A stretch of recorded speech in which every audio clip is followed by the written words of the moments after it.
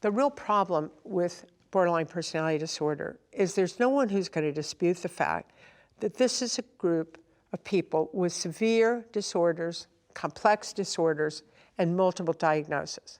Okay, that's very different than having a person who walks in with one disorder that you've got a evidence-based treatment for that takes 8 weeks that works. Okay, believe me, I've had it. I've had people come in, they say, I've got this disorder. I say, great, we've got this treatment. They say, great. I say, okay, do this. They say, okay, they do it that week, come back. They say, okay, that worked, what next? I say, do this, they do that. And then, at 10 weeks later, they're fine. They call me a year later and say, oh, I'm fabulous, thanks, da-da-da. Okay, this is not that. This is difficult, multiple diagnosis, complex disorders where when they're highly suicidal, you're at high risk, or you think you're at high risk. So a lot of people don't want to treat suicidal people. For one, they feel they might get sued if the person kills themselves, and unfortunately they might. They think, I'll have to take phone calls at home. I have 2 little kids. I don't want to do this.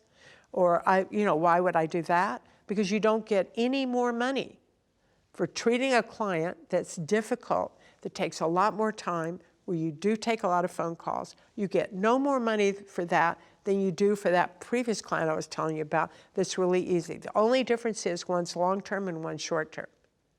Okay, so you get paid longer for the long-term and not as long for the other. But the point is that there's no incentive in the field to treat highly difficult clients.